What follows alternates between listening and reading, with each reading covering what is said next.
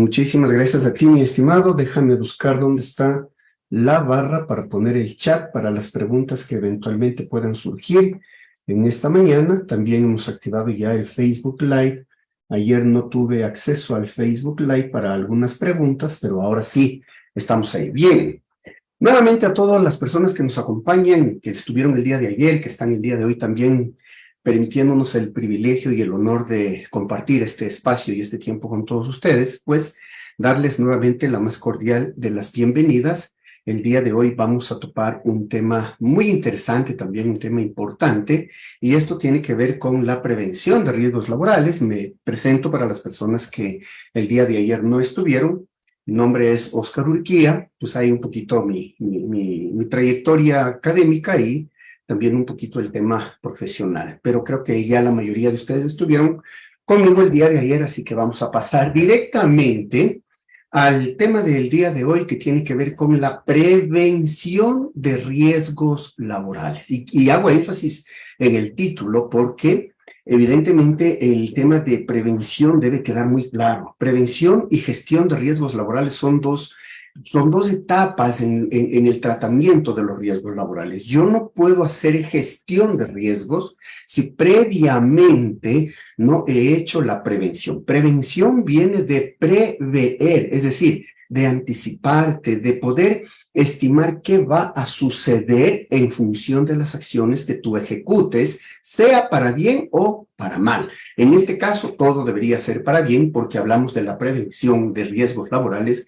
como una técnica que te debería ayudar a evitar, a minimizar en la mayor medida posible la ocurrencia de los accidentes de trabajo, de los incidentes de trabajo y evidentemente también en el largo plazo, evitar el aparecimiento de las enfermedades profesionales. Si tomamos esto como una estrategia empresarial, como una estrategia de la gente de seguridad y salud en el trabajo, la prevención de riesgos laborales viene siendo la herramienta que te permite ser una empresa más productiva, con gente más saludable y con lugares de trabajo más seguros. Ese es el concepto de la prevención de riesgos laborales. Tómele, por favor, esto como un concepto propio. Ahora, evidentemente nosotros para hablar de la prevención de riesgos laborales, y lo vamos a mapear en este momento, deberíamos empezar por algo muy importante que es la identificación de los peligros. No importa el giro de negocio de su empresa, no importa. En absolutamente todo lugar, escúcheme bien, llámese la casa, llámese el autobús, llámese una discoteca, un cine o su lugar de trabajo, en todo sitio vamos a encontrar peligros. Los peligros son elementos cosmopolitas, es decir, están presentes absolutamente en todo lugar. Una vez que usted identificó los peligros, podrá hacer una estimación. Recuerde esta palabra. Usted muchas veces cuando se hace el trabajo de la matriz de riesgos, uno dice matriz de identificación de peligros y evaluación de riesgos. Ojo, la evaluación o la medición de riesgos es un segundo paso.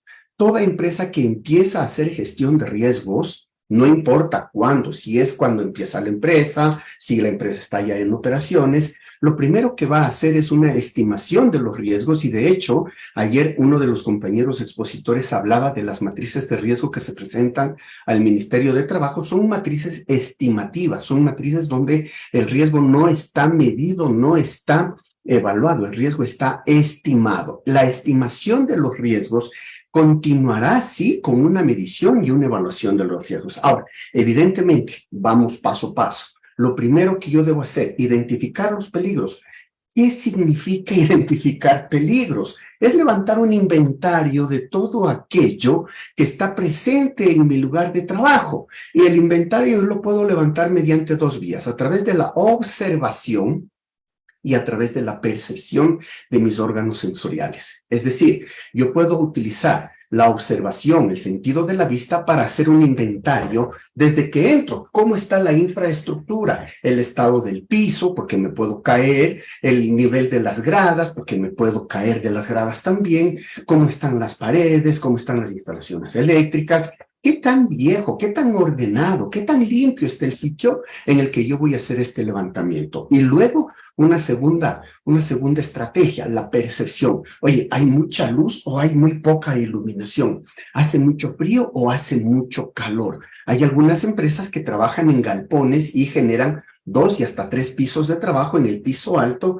la influencia directa del sol genera un calentamiento interno a manera de un pequeño horno donde la gente sufre también estragos por el exceso de calor. El disconfort térmico puede llegar también a ser causa de accidentabilidad. Entonces, el disconfort térmico, la temperatura, la luz, el ruido, ¿no? Vibraciones que estén presentes, son temas que nosotros los podemos ir también identificando, ¿no es cierto? Es decir, hemos hecho ya nuestro inventario. Hecho el inventario, pasamos a aplicar metodologías para hacer la estimación. Vamos a hablar más tarde de unas 2 metodologías, quizás 3, que son las más comunes para la elaboración de las matrices de identificación de peligros y evaluación de riesgos. Y luego, evidentemente, ya cuando hemos hecho una evaluación o cuando vamos a hacer una evaluación específica, ya porque, como lo decían el día de ayer algunos de los expositores, cuando tú tienes que reportar una enfermedad profesional, cuando tú tienes que reportar un accidente,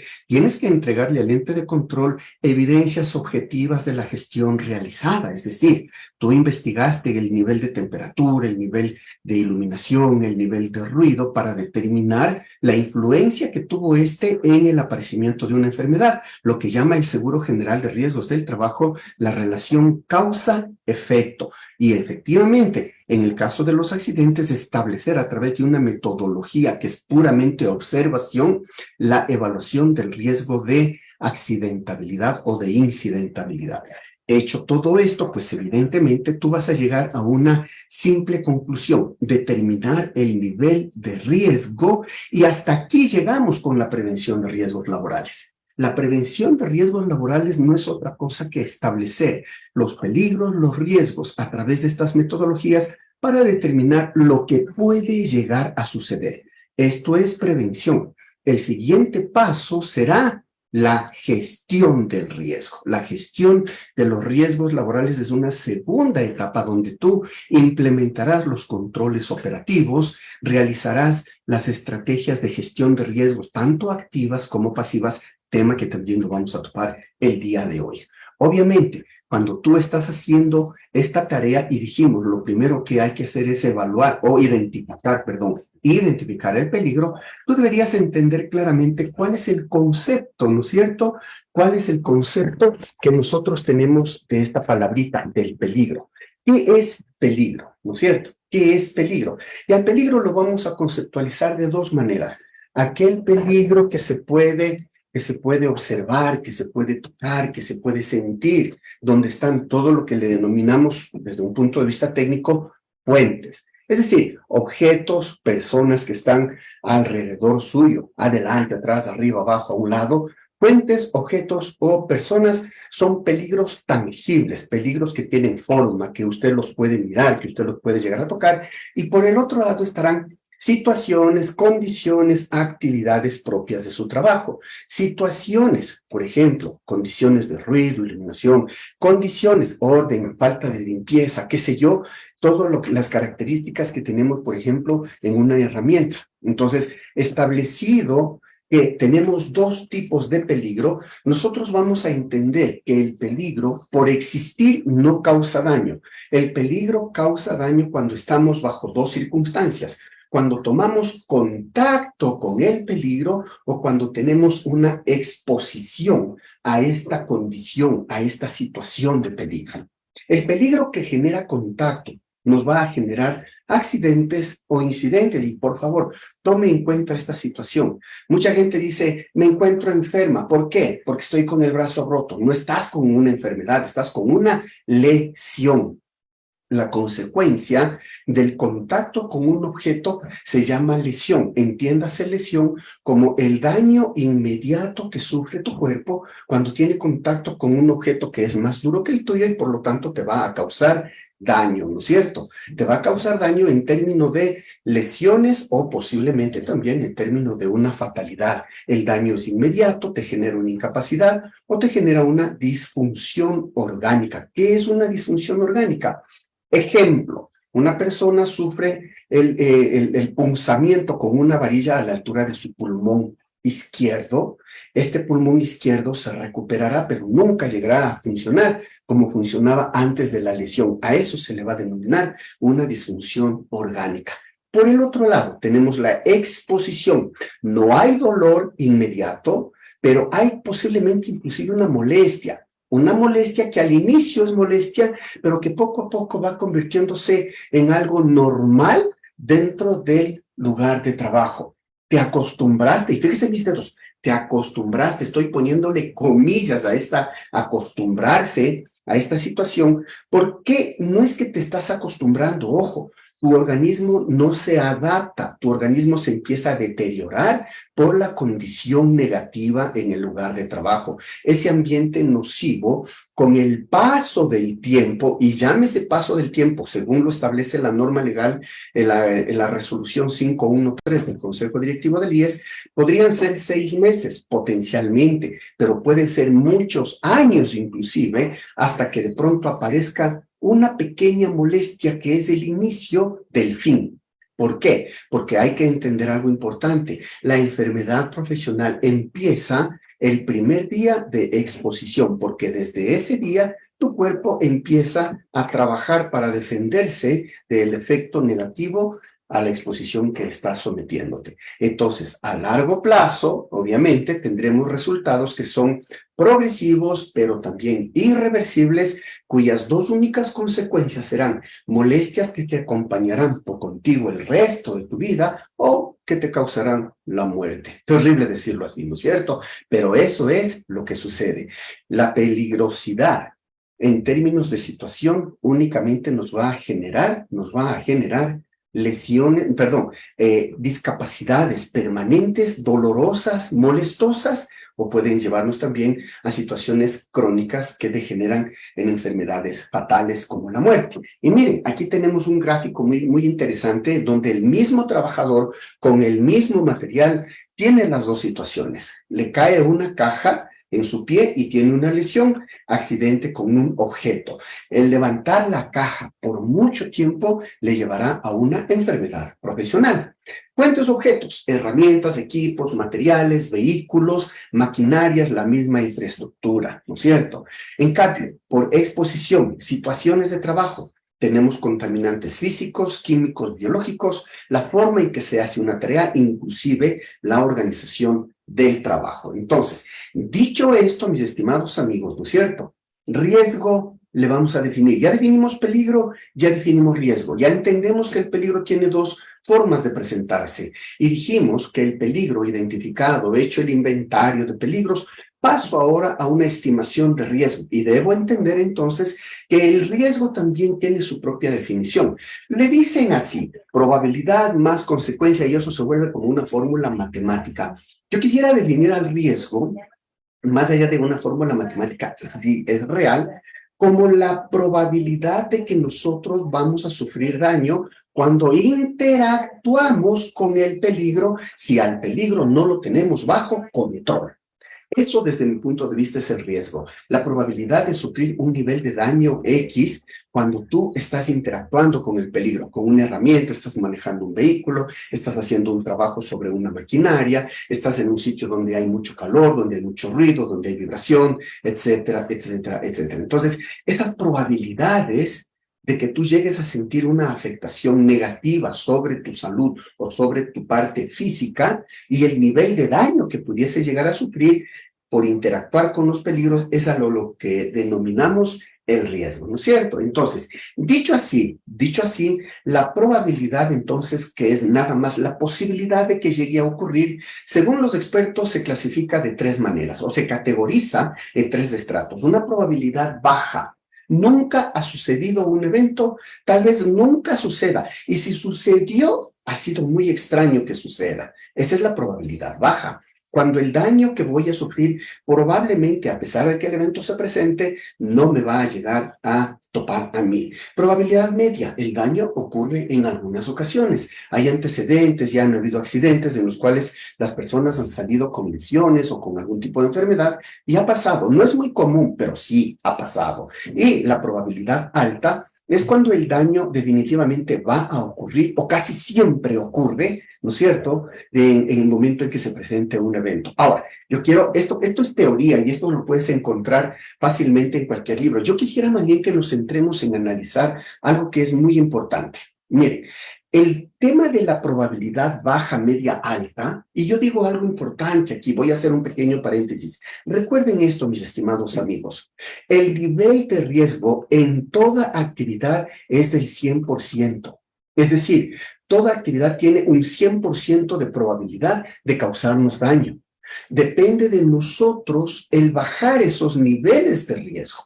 ¿Cómo podemos bajar nosotros los niveles de riesgo, mis estimados amigos? Número uno, ¿estás usando el equipo de protección adecuado a la tarea? ¿O estás usando guantes de pupo para seguir haciendo tareas eléctricas? ¿Estás usando un casco cualquiera para una tarea de altura eléctrico? No tienes un barbiquejo. ¿Estás haciendo soldadura eléctrica y tu calzado tiene puntera de seguridad de acero? Entonces, dependiendo del tipo de EPP, tú le puedes bajar el riesgo. Número uno. Número dos, ¿tienes procedimientos de trabajo establecidos para las actividades que estás ejecutando? Si tú tienes procedimientos, sabes cuáles son los pasos consecutivos para poder hacer esa tarea de forma segura. En tus procedimientos, ¿están establecidas medidas de seguridad para cada uno de los procedimientos? Procedimiento de trabajo en altura, medidas de seguridad. Procedimiento de soldadura, medidas de seguridad. Procedimiento para estibaje de materiales, medidas de seguridad. Todo procedimiento tiene medidas de seguridad y tú tienes mayor control sobre el riesgo. Tercer elemento, permisos de trabajo, sobre todo en lo que se denominan trabajos de alto riesgo. Llámese trabajos en altura, ya trabajos en caliente, trabajo en espacio confinado, ¿no? ¿Tienen su permiso de trabajo desarrollado? ¿Tenemos el hábito de desarrollar el permiso de trabajo antes de hacer la tarea o la dejamos haciendo el día anterior? Errores que se cometen al elaborar permisos de trabajo, que son medidas preventivas, que son formas de control, de ir minimizando el riesgo.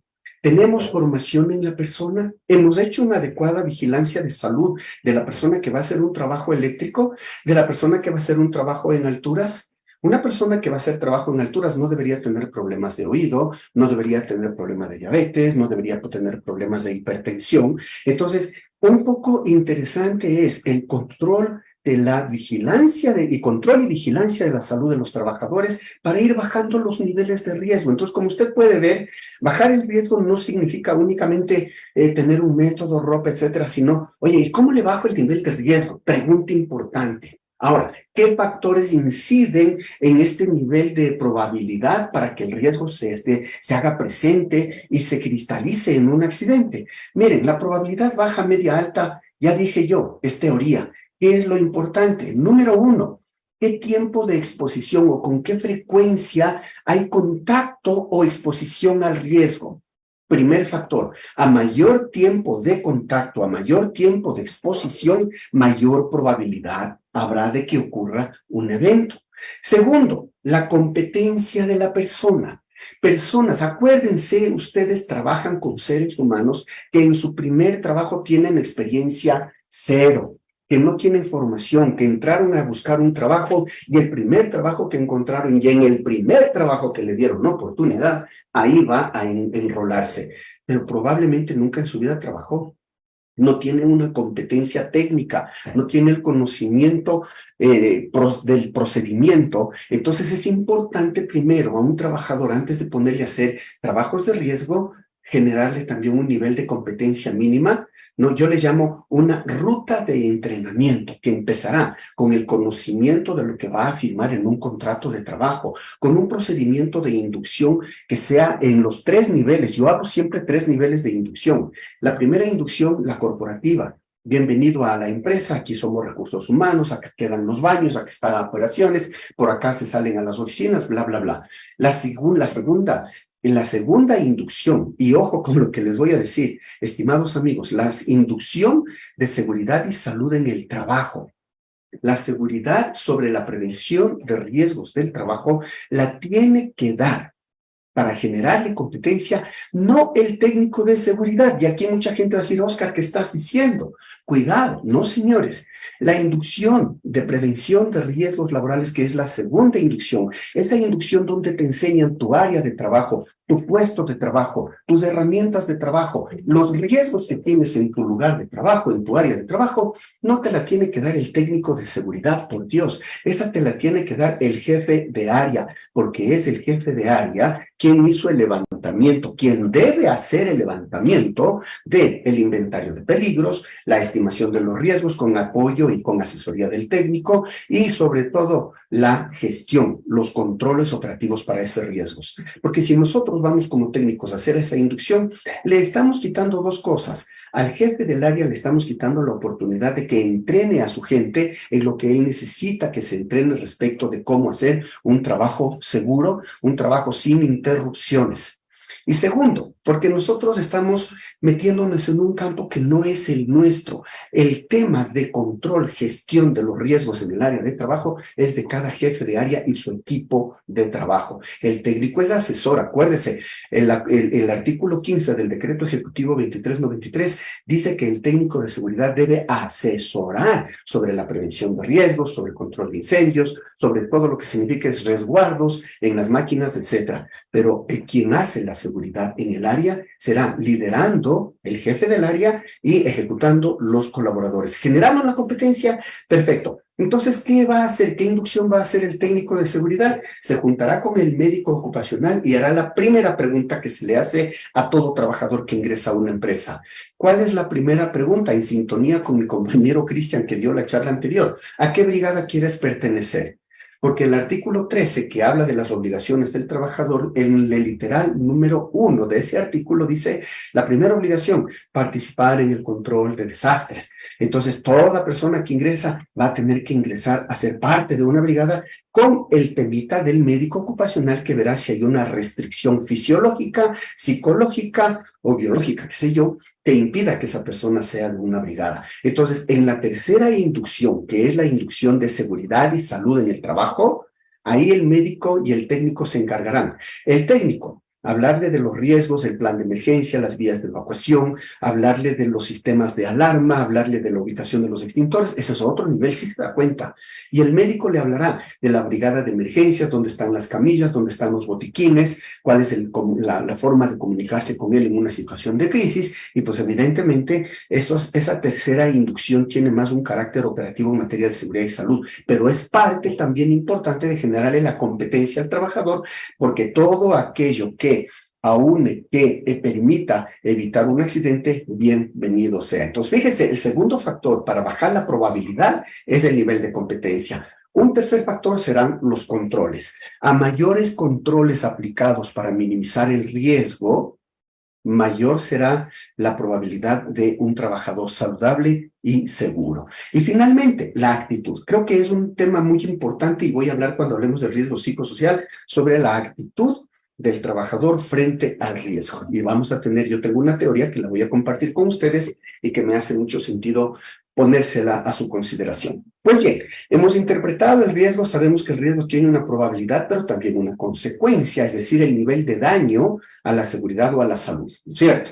Dicho esto, la consecuencia puede ser levemente dañina, y si ustedes me van a disculpar, yo tengo unos 25 años de experiencia haciendo este trabajo, y he llegado a la conclusión de que cuando tú tienes consecuencias levemente dañinas, estas consecuencias que se pueden llegar a curar con primeros auxilios y que no te impiden seguir trabajando, la estoy asociando con los incidentes de trabajo. Acuérdense que un incidente es un evento no deseado que ocurre en el sitio de trabajo y que en condiciones distintas pudo llegar a ser un accidente, pero que evidentemente puede llegar también a generar lesiones menores, tan menores que con primeros auxilios el trabajador no necesita reposo, no va a generar ausentismo, puede volver a seguir trabajando y esos son incidentes, ¿no es cierto? Luego tenemos las consecuencias dañinas, estas sí, las que te mandan a un hospital, pero no te mandan a una unidad de cuidados intensivos, puede generarte reposo, pero lo más importante, tu integridad, tu salud, tu vida no está en riesgo. Entonces,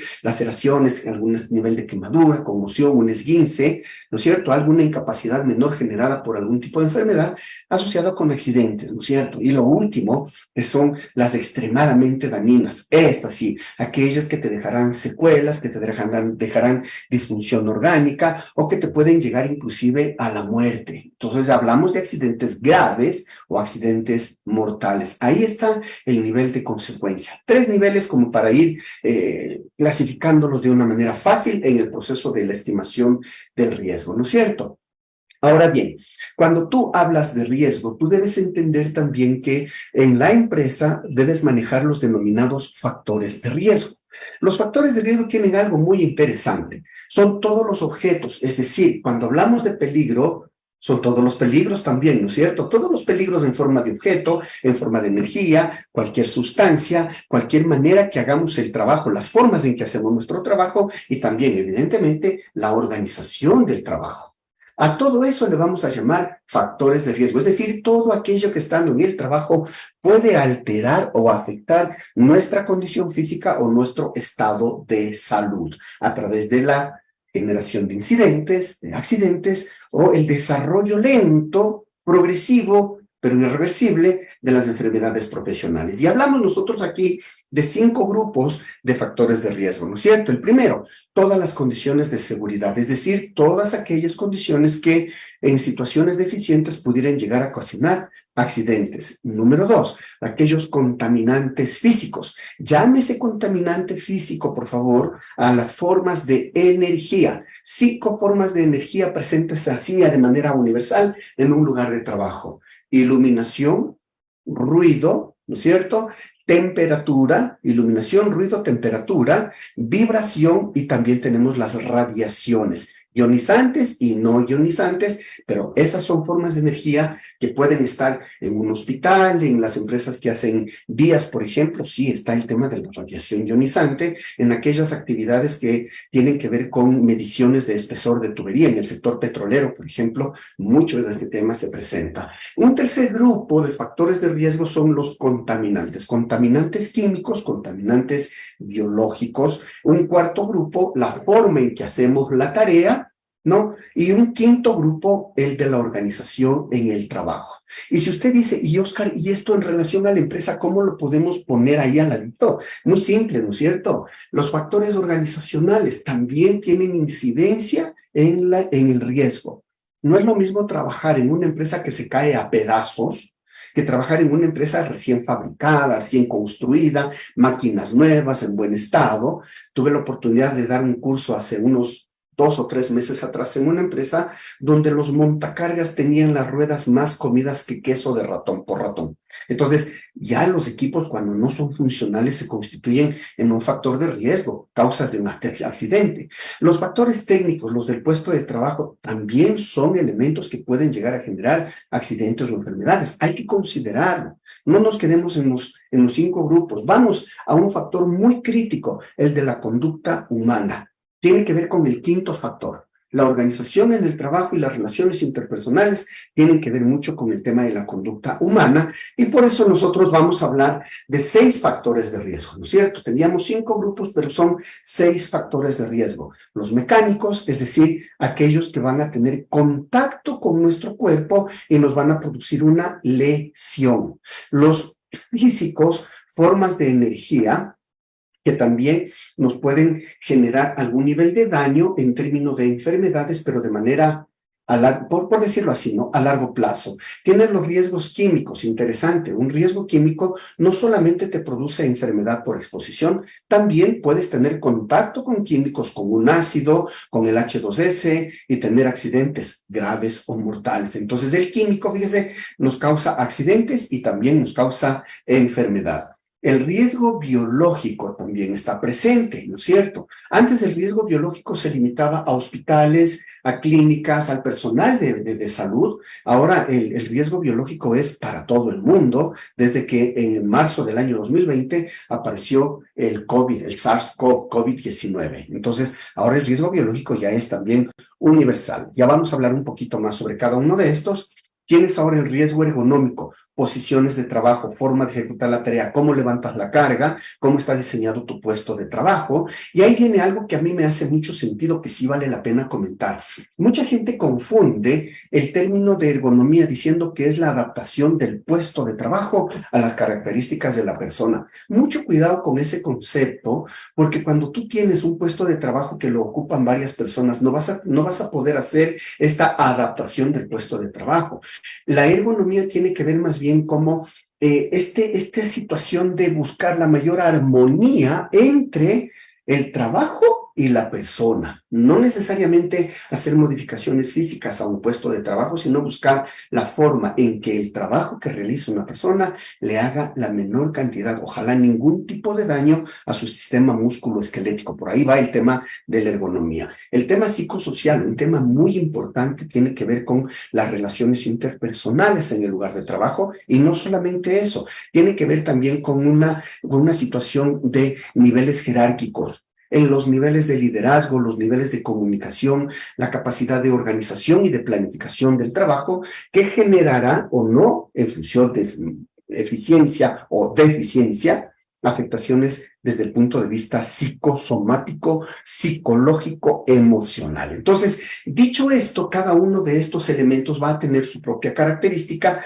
va a generar su propio efecto en el trabajador, se lo tiene que identificar, o se lo puede evaluar, o se lo puede medir, y para cada uno de estos, cosa muy interesante, existirán equipos de protección personal. Para el riesgo mecánico, tienes cascos, tienes gafas, tienes guantes, tienes calzados de seguridad. Para el riesgo físico, tienes gafas, ¿no? Tienes protección auditiva o tienes guantes en el caso de la vibración, o tendrás que condicionar o controlar de alguna manera el clima, o utilizar medidas suplementarias, hidratación permanente, hacer pausas para colocarte bajo sombra si el trabajo es a cielo abierto. En cambio, para los riesgos químicos también tenemos equipo de protección. Tenemos los respiradores, que no es lo mismo un respirador que una mascarilla, por si acaso, para ir estandarizando los términos, ¿no es cierto? Un respirador es un elemento que impide el ingreso de contaminantes externos hacia nuestro cuerpo, en tanto que la mascarilla impide la salida de nuestros flujos hacia afuera,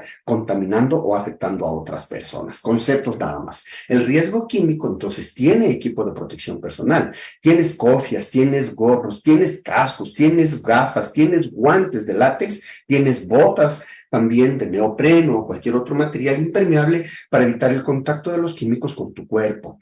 Para el riesgo biológico, la mascarilla, punto, la mascarilla, que los trajes y toda esa vaina que se inventaron cuando empezó el tema del COVID fue una suerte de oportunidad de negocio, pero técnicamente lo único que necesitas como equipo de protección personal en el caso de riesgo biológico COVID-19 es el uso de una mascarilla. Hay otros riesgos, otros virus, hay bacterias, hay hongos, para los cuales en la manipulación de esto, si trabajas en un laboratorio y ese es tu riesgo biológico, aplica otro tipo de equipo de protección. Ahí sí utilizarás guantes, utilizarás botas, etcétera, etcétera.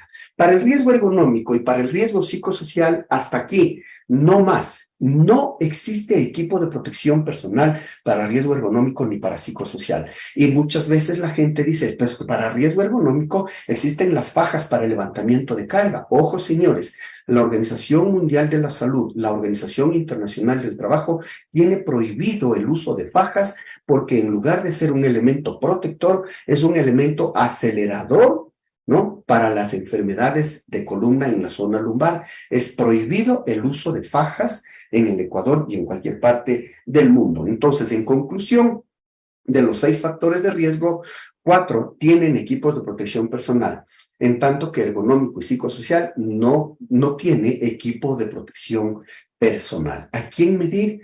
Dice la norma legal, evaluar los riesgos por cada puesto de trabajo. Sin embargo, acuérdese que el riesgo ergonómico no te permite evaluar cada puesto de trabajo. Tiene que hacerse en cada persona.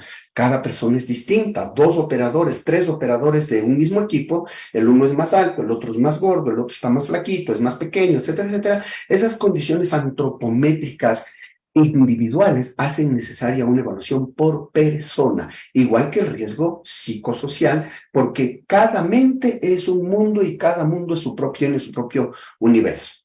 Que existen leyes, pero por supuesto que sí. Existen leyes ecuatorianas. En el decreto 2393 tenemos parámetros para algunos de los riesgos físicos, ¿no? ACGIH no es ecuatoriano, pero tiene parámetros para riesgos químicos, ¿no? Tenemos para riesgo biológico metodologías internacionales, para ergonomía métodos internacionales, para psicosociales tenemos también una propuesta, yo sigo llamando una propuesta a esta evaluación de riesgo psicosocial que plantea el Ministerio del Trabajo. Me hace mucho más sentido el utilizar normas o procedimientos o metodologías extranjeras, ¿no? Y no por irme en contra de lo nacional, todo lo contrario, sino que son metodologías que tienen tantos años ya en el sector de la evaluación de riesgos en la prevención, y ya están probadas en todas partes. Entonces creo que es más fiable todavía, y con lo otro hay que seguir trabajando, hay que seguir desarrollando. Es una muy buena iniciativa, es un excelente aporte, pero creo que inclusive por la herramienta que maneja, que es un Excel,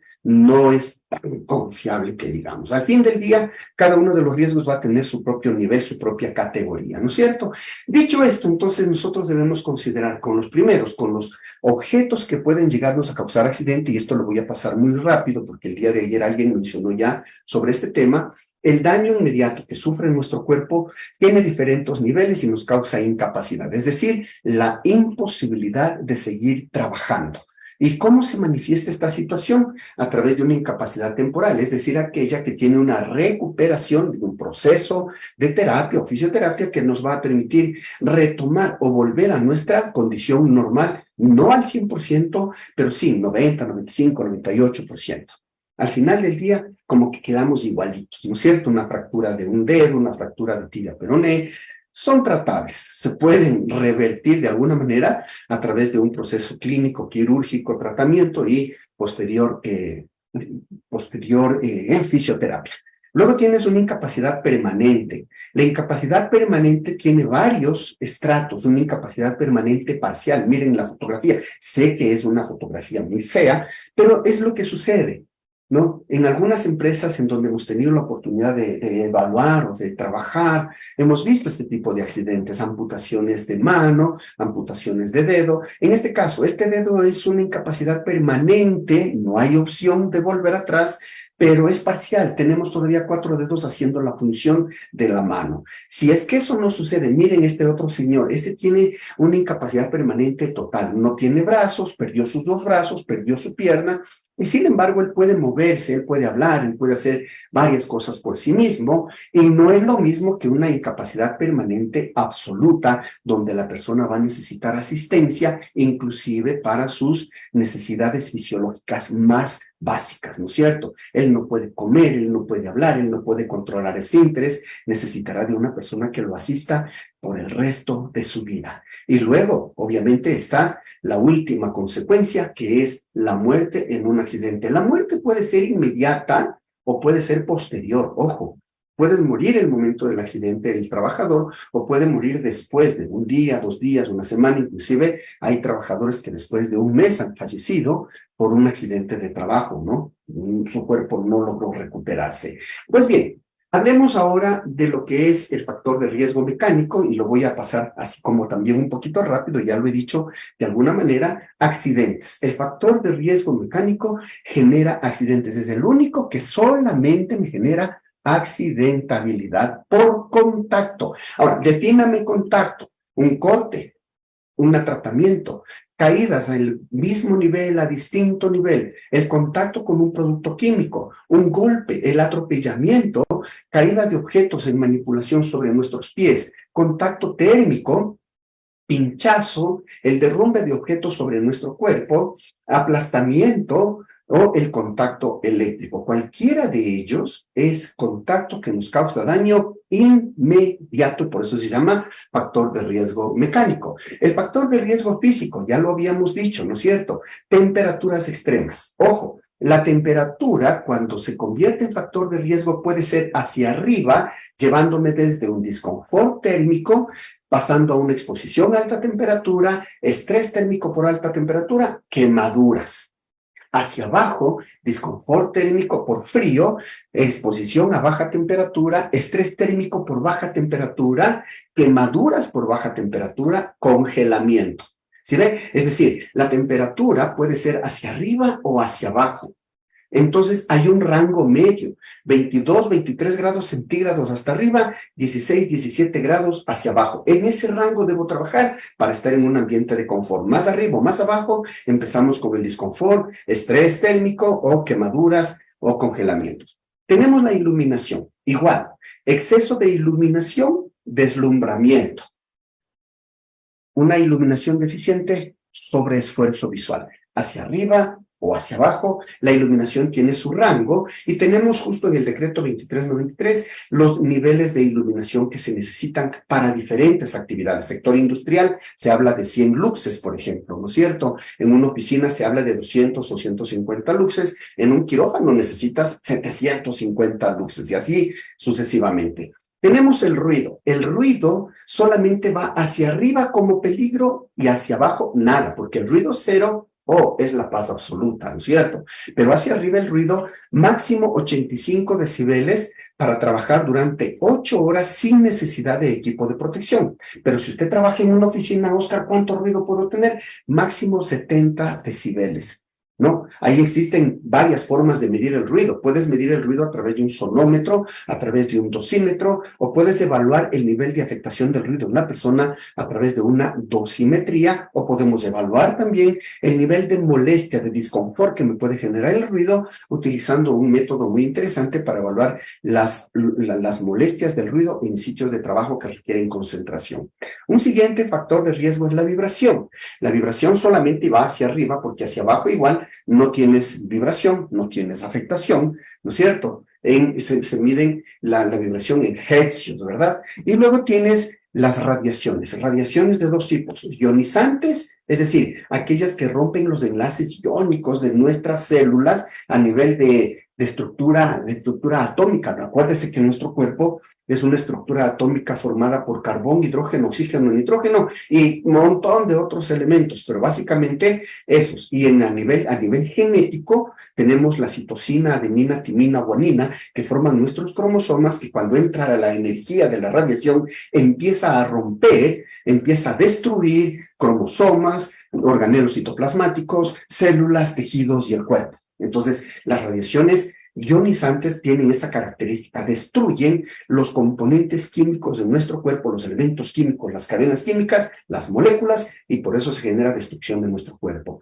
Y también hay una situación interesante, las radiaciones pueden generar afectaciones a nivel genético o a nivel cromosómico. A nivel genético, cuando esa malformación se va a transmitir a una generación nueva, a nuestros hijos, o genético cuando daña a nuestros espermatozoides, o genera alguna malformación que no es hereditable. Entonces, ahí tenemos al factor de riesgo físico, formas de energía. Los riesgos químicos, no se olvide, el riesgo químico me produce accidente y me produce enfermedad.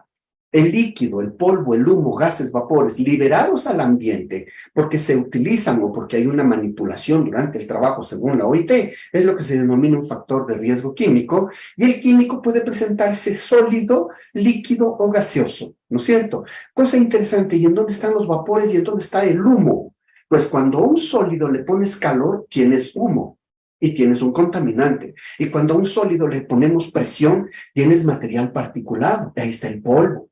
Entonces, el polvo es un sólido que se ha fragmentado al punto de llegarse a convertir en material particulado, pero mantiene su característica sólida y en forma sólida entrará a nuestro cuerpo y podrá generar niveles de afectación. A nivel de líquido, en cambio, el líquido como tal, si llega a tener contacto con mi cuerpo, accidente. Pero si llego a aspirar el vapor que ese líquido genera por presencia de calor, entonces yo voy a tener exposición. Y si a ese líquido le ponemos presión, tenemos un aerosol, ¿sí? Hay como para que vayamos viendo de dónde salen estas variantes, ¿no? Y los gases, eso sí, no siempre serán gases. Entonces, ingresan a nuestro cuerpo. Los contaminantes químicos ingresan por la piel, ingresan por nuestras mucosas, ingresan a través de la respiración por nuestros pulmones. Ingresan accidentalmente cuando con nuestra mano contaminada tomamos alimentos y lo metimos a nuestro sistema digestivo, pero también pueden ingresar a través de heridas, se llama ingreso parenteral, ¿no es cierto?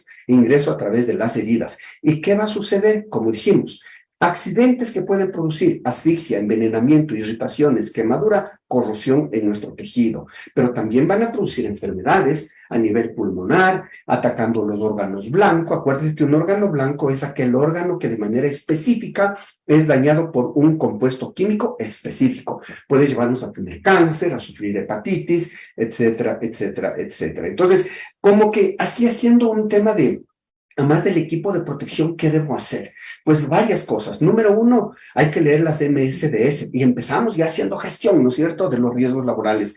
Me leo las MSDS, los 16 ítems que tiene la MSDS según la NFPA, de lo que tiene este compuesto químico como su característica física, la característica química, cómo se debe transportar, cómo debemos almacenar, cómo debemos utilizar, qué hacemos con los residuos, qué hacemos con los envases, qué hacemos en caso de un derrame, en caso de contacto, en caso de inmersión o de ingesta accidental. Además, tenemos otras dos herramientas ecuatorianas muy buenas, INEM 2266, INEM 2288, es decir, el transporte, manipulación de los químicos, más el etiquetado de los productos químicos, que, por cierto, no solamente es INEM 2288, tienes NFPA, tienes normas europeas, tienes el HMIS, que te habla un poquito del químico versus el tipo de EPP en función de los riesgos. Entonces, todos estos elementos sumados a los procedimientos de trabajo harán del factor químico un factor sin riesgo para los trabajadores. Luego tenemos a los factores de riesgo biológico que nos pueden causar lesión colateral y la enfermedad. ¿Por qué? Porque el riesgo biológico en forma de virus, bacterias, hongos, lo que nos va a ayudar o lo que nos va a causar básicamente es enfermedades. Pero si te mordió el perro no es el riesgo biológico, porque el perro con su colmillo generó lesión, pero en el colmillo del perro pueden haber bacterias de la rabia y esa rabia está generada por un microorganismo y ese es el factor de riesgo biológico. La rata, ¿no es cierto? Las moscas no son el riesgo biológico, pero en sus patitas llevan microorganismos que constituyen ese riesgo biológico. Por eso se incluyen aquí, ¿no?, los residuos, muestras de microorganismos y sus toxinas. Una abeja no es riesgo biológico, pero la toxina que inocula cuando nos pica, ese sí es el riesgo biológico. Entonces, ahí tenemos nosotros los diferentes tipos de microorganismos que invaden nuestro cuerpo. Fíjense, no nos causan lesión inmediata, no nos causan lesión a largo plazo, es cuestión de días, ¿no, verdad? Días. Por eso se hablaba inclusive de que cuando el coronavirus hizo presente, era accidente o era enfermedad, y nuestros amigos del ministerio en principio sacaron un acuerdo ministerial, es accidente, al otro día se retractaron, es enfermedad, y al otro día se retractaron y dijeron, no es accidente ni es enfermedad, es simplemente una afectación. Cosas técnicas ahí, ¿no es cierto? Tenemos a las bacterias, tenemos los hongos, tenemos también microorganismos que ingresan a nuestro cuerpo en alimentos y que dentro de nuestro organismo van a desarrollarse y van a producirnos daño. Tenemos ascaris, lumbricoides, tenemos la tenia, las triquinas, las amebas, ¿no es cierto? Ectoparásitos también que nos pueden hacer daño, piojos, garrapatas, los chinches, ¿no?, los ácaros, ¿no es cierto? Tenemos a las amigas ratitas, como dijimos, ojo, las ratas no son el riesgo biológico, sino lo que llevan en su cuerpo, es decir, ellos son vectores. Y tenemos las toxinas en un alacrán, en una abeja, en una avispa, o en una serpiente, ¿no? Ojo, no hay que confundir serpiente y culebra. La culebra no es venenosa, la culebra te muerde y chao. La serpiente te muerde y te inocula el veneno. La serpiente es venenosa, la culebra no es venenosa. Nada más como para aclarar. Y luego tenemos los riesgos ergonómicos, con trastornos musculoesqueléticos y daños progresivos también. Riesgo ergonómico que tiene que ver con la forma en que manipulamos cargas, manipulación de cargas, el levantamiento, el transporte, la acomodación, el estibado de la carga, es lo que se denomina manejo manual de cargas cuando no utilizas elementos mecánicos de apoyo.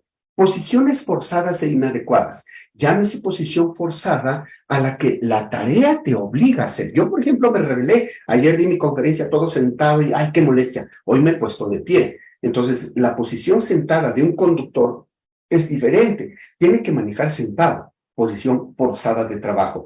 Pero también Hay algunos trabajadores que, debiendo ubicarse de una forma específica para hacer un trabajo, desacomodan su cuerpo y adoptan posiciones inadecuadas que con el paso del tiempo también van a generar molestias o afectaciones, ¿no es cierto? Los movimientos repetitivos, esos movimientos que son así cíclicos para hacer una actividad de manipulación de objetos, no de cargas, ¿no es cierto? Aunque también se puede hacer movimiento repetitivo con algunas cargas. Para diferenciar solamente, una carga es aquella que pesa de 3 kilogramos hasta el infinito y más allá. Y un objeto es un elemento que puede llegar a pesar hasta 2.9999 kilogramos, sin llegar a los 3, porque llegaste a los 3 y ya tienes una carga. Entonces, los movimientos repetitivos son esos movimientos que hacemos de manera reiterada, de manera repetitiva, cíclica, para ejecutar una actividad.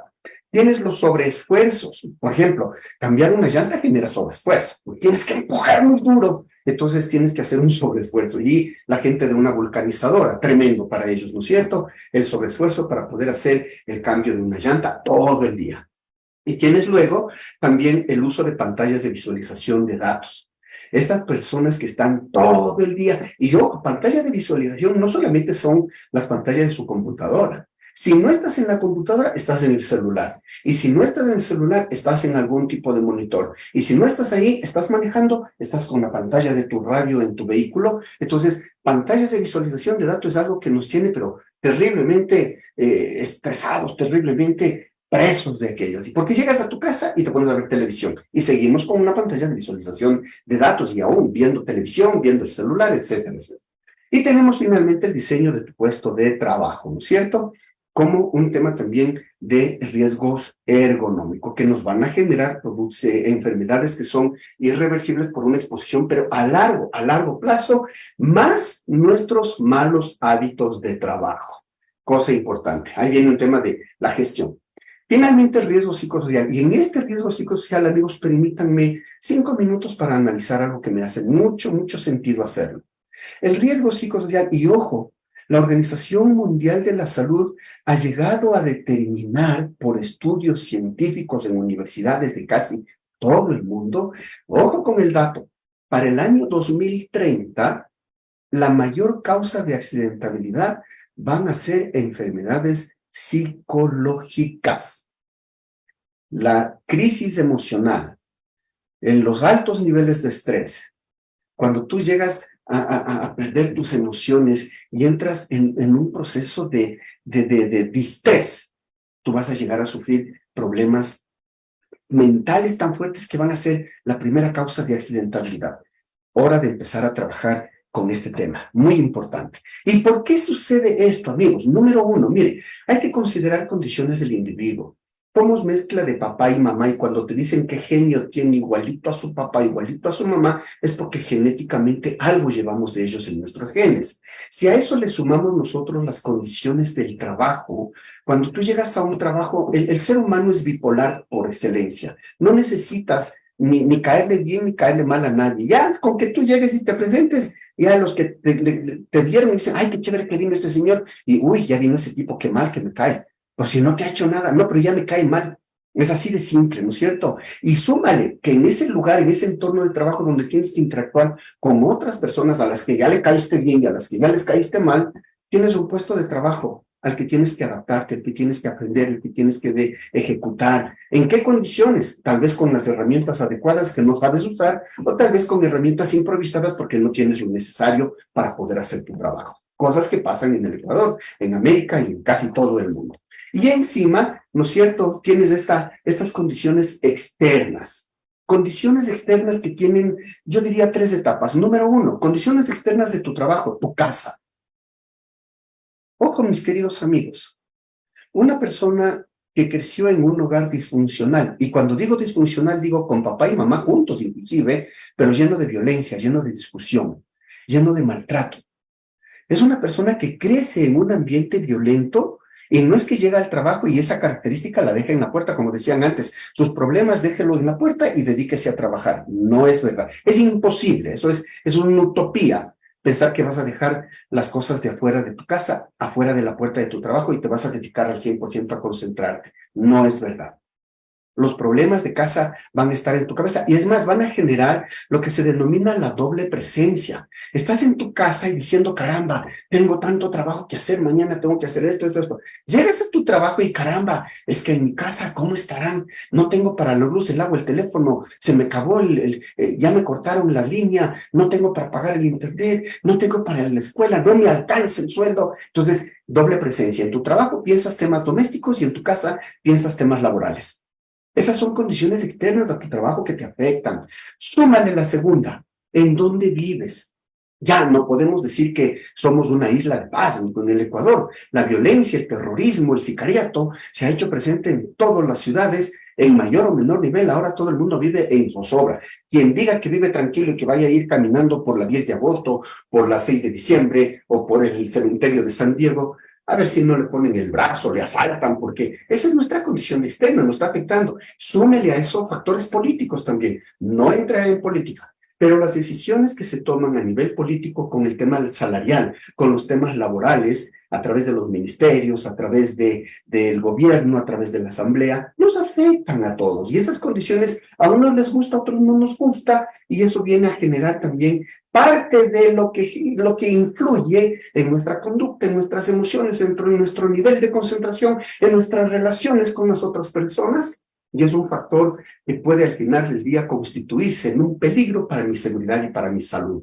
A eso se denomina el factor de riesgo psicosocial, que generará relaciones interpersonales deterioradas por amenaza delincuencial, por el desarraigo familiar. Desarraigo familiar significa estar ausente de la familia. Y no solamente para aquellas personas que trabajando en el sector petrolero, en el sector minero, en el sector del transporte, tienen que pasar largas jornadas fuera de casa. Hay gente que sale de la casa a las 7:30, llega al trabajo a las 8, sale del trabajo a las 5, llega a su casa a las 6 y se mete a seguir trabajando, no interactúa con la familia, o se pone a ver en su celular, o se pone a ver noticias. Oiga, ¿y la familia? Ah, por ahí anda.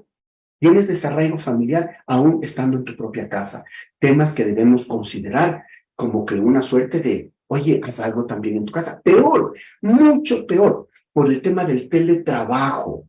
Oiga, cuando yo tenía un trabajo que tenía que ir a una oficina, pues salía de mi casa a 1 hora, llegaba a 1 hora. Ahora te levantas a la misma hora que te levantabas antes, pero ya te pones a trabajar. Y llegabas a tu casa a 6, 7 de la noche de la oficina, ahora 6, 7 de la noche sigues trabajando en teletrabajo porque tienes que cumplir con una meta. Entonces, fíjense, todo esto ha llevado a un deterioro en las conductas, en las emociones, en la integridad psicológica del trabajador. Y ahí que va a generarse, evidentemente, agresión de palabra, agresión de obra, ¿no? El día de ayer escuchaba yo en una emisora de una persona que le agredió verbalmente a uno de sus compañeros y por la radio, el juez le obligó a que en una radio de difusión masiva tiene que pedir disculpas públicas, cuando lo que debería es ofrecer, pero bueno, términos y términos, ¿no es cierto? Entonces, por la radio, ofreciendo las disculpas públicas por la agresión que generó contra la persona. Ojo, mis amigos, rompamos un pequeño paradigma en este momento. Usted dice que el factor de riesgo psicosocial le lleva a un nivel de estrés y que el estrés es una enfermedad. Sepa usted que el estrés no es una enfermedad. El estrés es un estado normal. Tal vez alguien me va a pelear, pero yo quiero que se lleve este concepto el día de hoy. El estrés es un estado normal de alerta que le permite al ser humano responder a través de lo que se llama el ciclo adrenalínico a aquellos estímulos que potencialmente le podrían causar daño de manera imprevista. Eso es el estrés, es un estado de alerta normal. Entonces, lo que sucede es que cuando tú tienes estrés en este momento, porque tengo que dar la charla, de aquí tengo que salir corriendo al bus, después tengo una reunión, después tengo que volver a hacer un trabajo, tengo que ir a hacer las compras, o sea, varias veces estás en situaciones de estrés, lo que te lleva a un estado de enfermedad llamado distrés. Ese es el estrés crónico. El distrés es estrés crónico, es decir, el estrés que te puede llegar inclusive a matar. Porque cuando estás en un estado de distrés, te duele la cabeza, te duele la espalda, te duele el estómago, te arde el estómago, tienes gastritis, te falla el corazón, tuviste un accidente cerebrovascular. No es el estrés, es el distrés. Entonces, cuando yo ya voy a llegar al nivel de distrés, donde voy a explotar, ¿qué es lo que necesito? Necesito un periodo de recuperación. Y para eso se hicieron las vacaciones, para que usted llegue a un proceso que se llama eutrés. ¿Qué es el EU3? El estado de relajación, de libertad, de no preocupación, goce de sus vacaciones. Es un proceso para recuperar y bajar los niveles de la hormona estresante llamada cortisol, ¿no? A un estado donde la oxitocina, que es la hormona de la felicidad, sea la que prevalezca, usted disfrute, playa, buena comida, buena música, los amigos ahí en la playa, ¿no es cierto? Pero el cuerpo dice, oye, no me gusta tanto el EU3 porque como que necesito estrés. El cuerpo se prepara y dice, ahora sí, volvamos entonces al trabajo en donde tendremos nuestros ciclos de estrés. No se olvide, estrés, estado normal. Cuando se vuelve enfermizo, ahora sí se llama distrés. Y para no caer en el distrés, que es crónico y me puede llegar a matar, necesito el EU3, es decir, mi proceso de recuperación. Ahí va el aporte para el día de hoy, mis queridos amigos. Dicho esto, pasamos a la evaluación de riesgos, ¿no es cierto? Mecánicos, observación, en base a probabilidad y consecuencia. Tenemos los riesgos físicos, medimos con equipos calibrados, laboratorios acreditados, con límites máximos, mínimos. Los químicos haremos por muestreo en un laboratorio a través de los porcentajes, partes por millón, los niveles máximos de permisibilidad.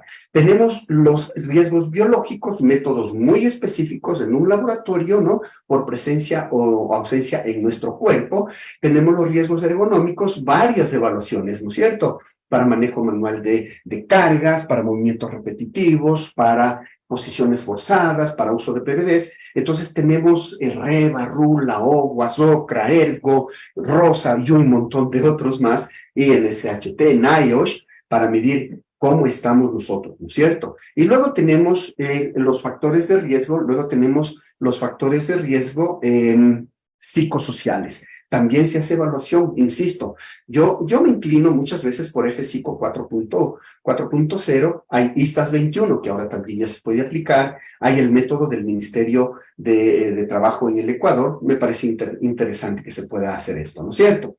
Luego, ¿qué tenemos? Ya hemos hecho la evaluación, el inventario de peligros, una metodología muy simple, el Instituto Nacional de Seguridad y Salud de España nos ayuda con una metodología que se llama la evaluación rápida, que combina probabilidad y consecuencia, que ya nosotros habíamos visto. Baja, media y alta, ligeramente dañino, extremadamente dañino y dañino. Ahí están los 3 niveles. Esta es la evaluación cualitativa. A esta le transforma en una cuantitativa asignándole valores, ¿no es cierto? 1, 2 y 3 para cada uno de estos niveles. Estos valores van a permitirme generar operaciones matemáticas, ¿no? A través de una simple cruce de valores. 1 por 1, 1 por 2, 1 por 3, 2 por 1, 2 por 2, 2 por 3, 3 por 1, 3 por 2 y 3 por 3. Ahí tenemos nuestra tabla cuantitativa.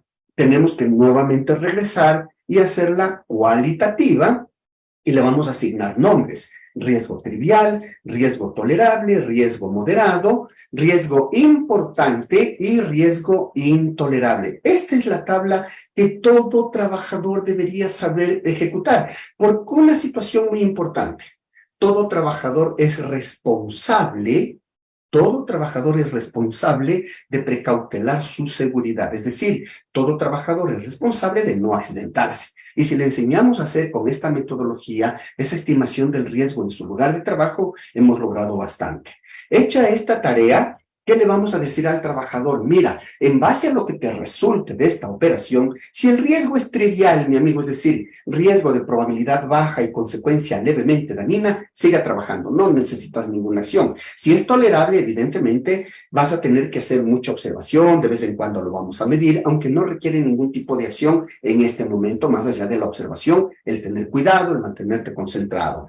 El riesgo moderado a mí me gusta porque se presenta para los 3 tipos de niveles, tanto en consecuencia como en probabilidad. Y ojo, ¿sabía usted que es por el riesgo moderado que puede presentarse bajo cualquier circunstancia que necesitamos desarrollar nosotros los métodos, los procedimientos de trabajo? El procedimiento de trabajo es consecuencia de la evaluación del riesgo moderado. Vamos a decir, un riesgo moderado, algo que tal vez nunca suceda, pero que suceda una sola vez y me genere una consecuencia extremadamente dañina, como el electrocutamiento mientras estoy utilizando un montacargas. con una línea de alta tensión. ¿Puede pasar? Eventualmente sí. Las torres telescópicas del montacarga pueden llegar a topar una línea de alta tensión. En el susto, el montacarguista quiere bajarse y se va a electrocutar. No es muy común, es extremadamente raro, pero puede pasar. Entonces necesito un procedimiento para operación segura del montacargas. Algo que pasa muchas veces, pero que no me cause tanto daño, ¿no es cierto? Es el lesionarme con herramientas. Por eso existe el procedimiento para manejo de herramientas manuales. Es decir, todo aquello que sea procedimiento, tenga la certeza, va a estar relacionado con la identificación y la evaluación y el resultado de un riesgo moderado en esa evaluación. No sucede lo mismo con un riesgo importante. Un riesgo importante no te da tiempo a tener un procedimiento de trabajo. Tienes que hacer inversiones fuertes, tienes que solucionar el problema de manera inmediata porque debes y no puedes parar de tu trabajo. Como lo que pasó con el COVID. El COVID fue determinado como un riesgo importante por la OMS porque necesitamos invertir en alcohol, en mascarillas, en trajes, y tuvimos que invertir en los comedores para separar, en el transporte tuvimos que incrementar presupuesto para no tener mucha gente en contacto. Imagínense, todo era para poder seguir trabajando. Ahora ya el riesgo ha bajado a moderado para el COVID. ¿Por qué? Porque ya tenemos varias medidas preventivas. Tenemos, por ejemplo, tenemos el uso de la mascarilla, tenemos el distanciamiento, tenemos el lavado de manos, tenemos los protocolos y tenemos un programa de vacunación. 5 instrumentos, 5 herramientas que han permitido bajar el nivel de riesgo de importante a moderado, al punto que los políticos ya quisieron desaparecerlo como pandemia, pero no, hay que estar todavía con la guardia arriba porque el COVID sigue por ahí pululando, sigue causando muertos, ¿no? Sigue causando muertos. Y luego tenemos el riesgo intolerable. Mucho cuidado, amigos, en sus matrices de identificación de peligros y evaluación de riesgos con colocar riesgos intolerables. Cuando tú encuentras un riesgo intolerable, significa que la actividad asociada a ese riesgo no se la puede ejecutar. Por lo tanto, si tienes un riesgo intolerable, no vas a poder trabajar en esa actividad. Entonces, si en tu matriz tienes un riesgo intolerable, lo lógico no es dejarlo ahí como intolerable, es inmediatamente gestionar. No puedes empezar tu trabajo, no puedes continuar tu trabajo, tienes que bajarle el nivel de riesgo para que ese riesgo por lo menos se vuelva importante, hagas una inversión y puedas trabajar. Con riesgo intolerable no trabajo, y si es que encuentro una situación de riesgo intolerable, la suspendo y la voy a corregir antes de retomar el trabajo, ¿no es cierto? Eso es porque la seguridad es lo primero. Luego, tenemos otro método que es muy interesante también, NTP 330, otro método de estimación. Acuérdese, no es lo mismo estimar el riesgo que evaluar el riesgo. La estimación es un juicio subjetivo, técnico, pero subjetivo, porque se sustenta en la experiencia, en el conocimiento, en la expertise de la persona que está haciendo esta evaluación. Este método, el NTP 330, una nota técnica de prevención 330 del INSST, nos habla de establecer el nivel de deficiencia, es decir, ¿qué tan controlada está la situación? Nivel 0, nivel 2, nivel 6, nivel 10. En 2, mejorable, el 10, terrible. El nivel de exposición en función del tiempo que estás tú junto a la herramienta, junto al equipo o manipulando el equipo o en una situación donde estás expuesto al ruido, iluminación, etc. Esto, si tú lo combinas, te da un cálculo de la primera parte de la evaluación, que es la probabilidad. Ahora, el nivel de consecuencia, nuevamente tú puedes definir un nivel de consecuencia de 10, de 25, de 60 o de 100, según el nivel de consecuencia en la persona por el riesgo que estás analizando.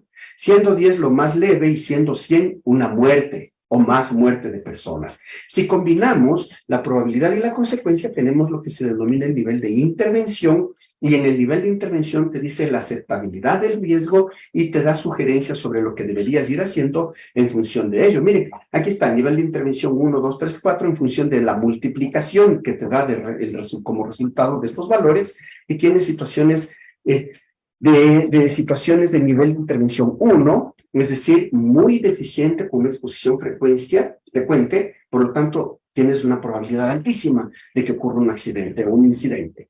Nivel 2, materialización del riesgo puede suceder de vez en cuando en la vida laboral. Es posible que suceda alguna vez el daño si tienes el nivel 3, y cuando te dice nivel 4, 20 o menos, significa que tú tienes controlado el riesgo.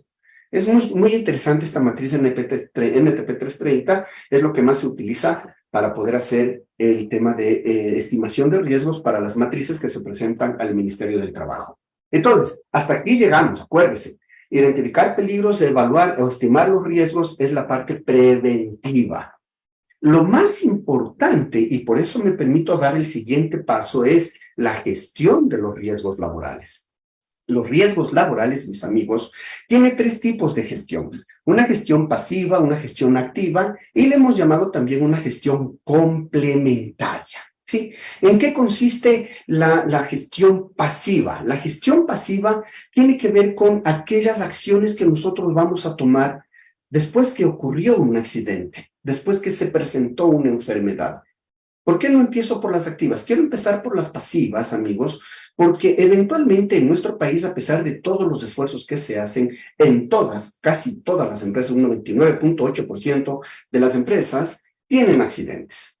Y creo que es importante que nosotros entendamos que un accidente también es una escuela de formación, es una oportunidad de aprendizaje, y por eso cuando haces una investigación del accidente o del incidente de manera técnica, creo que ayer o el día de hoy o más tarde o mañana, no sé cuándo, se va a hablar sobre el tema o ya se habló de cómo se hace una buena investigación de accidentes. Si hacemos una correcta investigación del accidente, va a suceder ¿qué? Y lograremos identificar no una, ojo, el accidente es multicausal.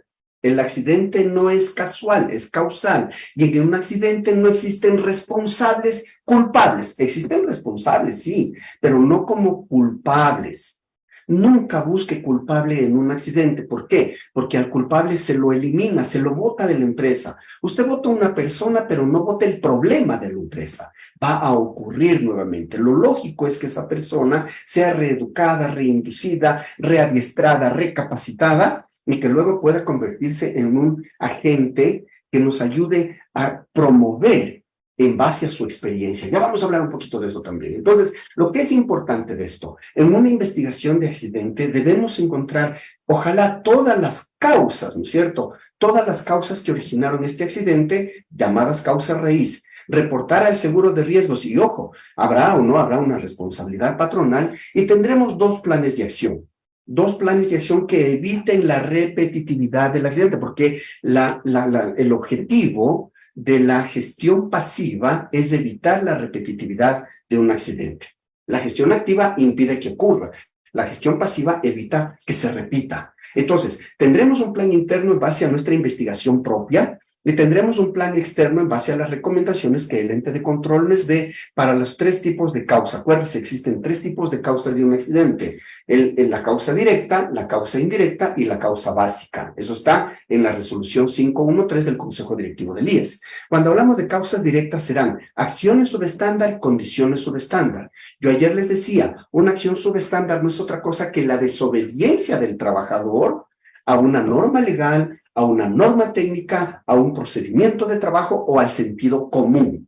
Y cuando haces ese nivel, cuando tienes ese nivel de desobediencia, te pones en riesgo tú y pones en riesgo a otras personas. Eso es una acción subestándar. Una condición subestándar, acuérdese también, dijimos, es el deterioro por el uso normal de las instalaciones, de un equipo, de un vehículo, de una herramienta, y al perder esas condiciones de estándares de seguridad, se convierte en un riesgo para la persona que lo usa o para las personas que están dentro de esas instalaciones. Entonces, dicho eso, tenemos causas directas. Causas indirectas solamente responden a la pregunta, ¿por qué cometió la acción subestándar o por qué se presentó la condición subestándar? Y las causas básicas son aquellas relacionadas al sistema de gestión. El día de ayer hablaba alguien sobre los sistemas de gestión.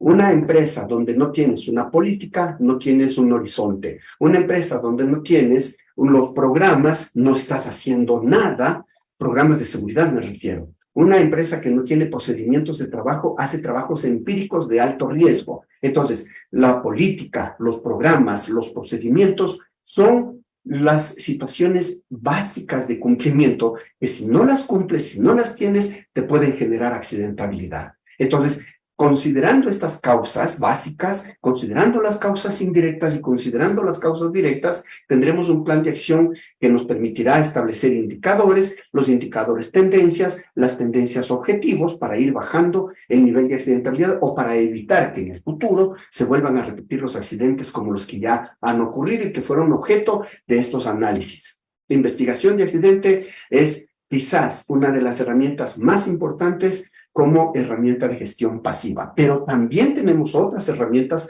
para hacer gestión pasiva. Lecciones aprendidas, por ejemplo. Me gusta que en un comité paritario, yo ayer hablé de las funciones del comité paritario, en su cartelera publique, porque el comité paritario tiene acceso a los resultados de la investigación internos y externos de los accidentes ocurridos. Entonces, el comité paritario debería publicar lecciones aprendidas durante los accidentes para evitar repetitividad. Es parte de la promoción, es parte de la educación, es parte de la difusión de seguridad y salud en el trabajo. Generar estadísticas para ver tendencias es otra forma de hacer gestión pasiva. Y desde nuestro punto de vista también, el mantenimiento correctivo es una forma de gestión pasiva. Y me dirá alguna gente de mantenimiento, pero Oscar, mantenimiento eso es preventivo. No, señor. Cuando tú arreglas un desperfecto, ya no es preventivo, es correctivo, es una reparación. Por lo tanto, es una gestión pasiva. Para que nosotros podamos hacer gestión activa, ya vamos a ver en cuanto al mantenimiento que debemos hacer. Vamos a la gestión activa, técnicas activas. Lo primero que debemos hacer es entender a quién estamos contratando. Número uno, la primera gestión activa para control de riesgos es contratar personas que tengan 3 tipos de competencia. Competencia física, competencia técnica, competencia psicológica.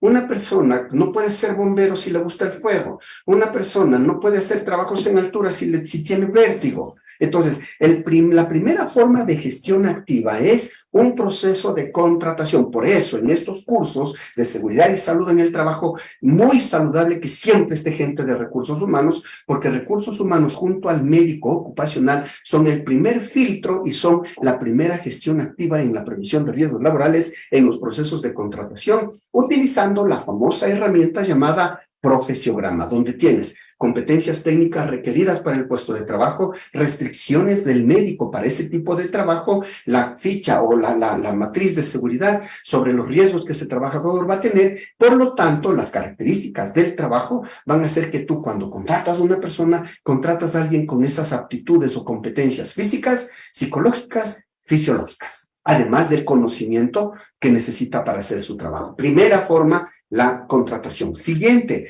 una vez contratado, un buen proceso de inducción. Acuérdese, 3 tipos de inducción: corporativo, el de prevención de riesgos a cargo del jefe de área y el de seguridad y salud a cargo del técnico y del médico ocupacional. Procesos de capacitación en base a un plan que se establece. El plan de capacitación se debe establecer en base a la identificación de necesidades de capacitación que salen de la matriz de riesgos. La matriz de riesgos es una herramienta tan importante que te dice a ti en qué áreas debes capacitar para minimizar la probabilidad de un accidente, de un incidente o de una enfermedad. La matriz de riesgos te genera tu plan de capacitación. Ese plan de capacitación debe estar plasmado y en concordancia con lo que tú dices en los riesgos propios de tu empresa, en tu reglamento interno de higiene y seguridad. Y debes generar un proceso de entrenamiento, ojo, entrenamiento en 2 niveles: el nivel técnico para la parte operativa, para la cadena de valor de tu empresa, y el entrenamiento a las personas en entrenarte cómo actuar en un simulacro, tema que lo vimos hace un momento. Entrenamiento para los brigadistas, porque de nada me sirve tener un montón de brigadistas que no saben ni siquiera para qué sirve una válvula jockey, cómo funcionan los manómetros, qué tipo de caudal debes usar, cómo debes señalizar el sistema contra incendios, cómo debes utilizar un extintor, cuál es la diferencia entre un extintor de CO2 con uno de polvo químico seco. El entrenamiento es fundamental. Entrenarle a los brigadistas de cómo debes ya transportar a una persona que está herida, cómo debes transportar a una persona que está muerta, cómo debes manipular la araña cuando estás utilizando una tabla espinal para poder hacer un transporte horizontal o vertical de un paciente. Entonces, fíjense, el entrenamiento es importantísimo, básico para evitar muertes o pérdidas. Y luego tenemos, ¿no es cierto?, los controles operativos. controles operativos que se deben ejecutar en la fuente, es decir, en las herramientas. Mi estrategia para hacer el control en la fuente es el plan de mantenimiento y plan de verificación periódico. ¿Plan de mantenimiento de qué? Equipos menores, equipos mayores, vehículos, maquinarias. Plan de mantenimiento para herramientas menores, llámense alicates, desarmadores, llaves, etcétera, que deben tener un proceso de verificación para que mantenga su calidad de función ergonómica, función operativa. Medir, evaluar estos riesgos es muy importante y para poner los controles operativos en la fuente, controles operativos en el medio de transmisión del efecto. Normalmente se habla de las barreras para eliminar el ruido, pero hay otros también controles en el entorno. La señalética es un buen control para advertir a dónde estoy ingresando y cómo debo ingresar, y si no puedo o puedo ingresar, y si voy a ingresar, ¿qué debo hacer para ingresar? A través de la señalética de prohibición, señalética de prevención, señalética de prohibición, señalética para sitios seguros y la señalética del sistema contra incendio. Los controles operativos van en la fuente, en el medio de transmisión, en el trabajador. Ahora viene un cuarto nivel. Si mi trabajador, que es la última persona a la que yo le voy a controlar, porque se supone que si yo ya controlé la fuente, yo ya no tengo necesidad de controlar a mi trabajador. Si yo ya logré controlar en el medio de transmisión, ya no necesito darle nada a mi trabajador. Acuérdese que el equipo de protección personal, que es lo típico como control en el trabajador, es lo último que debemos hacer. Acuérdese, por favor. Al trabajador, en el Ecuador se comete el error terrible. Bienvenido al trabajo, tenga casco, guantes, gafas, y se fue a trabajar. Oiga, al trabajador, el equipo de protección personal es lo último que se le debe entregar. Hay que empezar por la inducción, hay que empezar por la capacitación, hay que pasar por la educación, hay que pasar por una evaluación del trabajador. El equipo de protección es al final.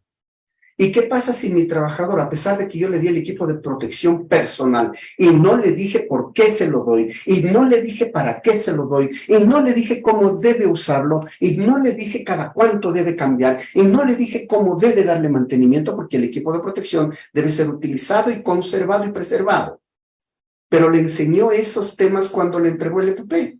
Si no le enseñó esos temas cuando le entregó el EPP, posiblemente su trabajador no va a utilizar el EPP. Y no va a utilizar el EPP porque para él el EPP es una molestia.